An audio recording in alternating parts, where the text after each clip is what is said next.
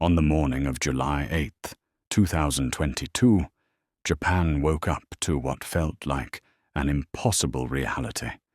In the quiet city of Nara, a place known for history and peace, a man stood on a small platform giving a speech.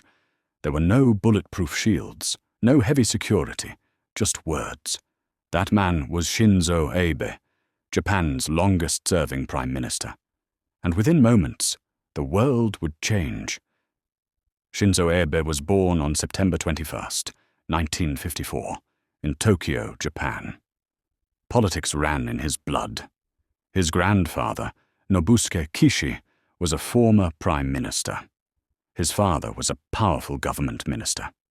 From a young age, Abe was surrounded by ideas about leadership, responsibility, and service to the nation.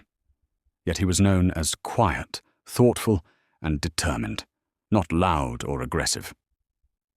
Abe studied at Seikei University in Japan and later abroad in the United States. He entered politics not with drama, but with patience. In 2006, at just 52 years old, Shinzo Abe became Prime Minister of Japan for the first time. But his early leadership was difficult. Health problems forced him to resign just 1 year later. Many believed his political career was over. They were wrong. In 2012, Abe returned stronger. He became Prime Minister again and went on to serve nearly 8 years, making him the longest-serving Prime Minister in Japan's history. He focused on strengthening Japan's economy, expanding Japan's role on the global stage, redefining Japan's defense policies, building strong alliances, especially with the United States. He was admired by supporters and criticized by opponents, but no one doubted his influence. Japan is known for its strict gun laws and low violent crime. Political violence was almost unheard of. Shinzo Abe often campaigned openly, speaking close to the people. That openness would later become tragic. On a warm summer morning, Abe was giving a campaign speech in Nara, supporting a fellow politician ahead of elections. He stood with his back to a public street. Suddenly, loud sounds echoed. At first, people were confused. Then panic spread. Shinzo Abe collapsed. He was rushed to the hospital as doctors fought to save his life. Hours later, the news broke. Shinzo Abe was dead. He was 67 years old. The attacker, Tetsuya Yamagami, was arrested at the scene. Investigators later revealed he used a homemade weapon. The motive was not political ideology in the traditional sense. The suspect claimed he held a personal grudge against an organization he believed Abe was connected to. The revelation stunned the public. Japan stood still. People gathered silently, laying flowers and bowing in respect. Leaders across the world expressed disbelief. For a country where gun violence was almost non-existent, the assassination felt unreal. Japan had lost a leader and its sense of security. Shinzo Abe received a state funeral, attended by world leaders, diplomats, and dignitaries. Millions watched from home.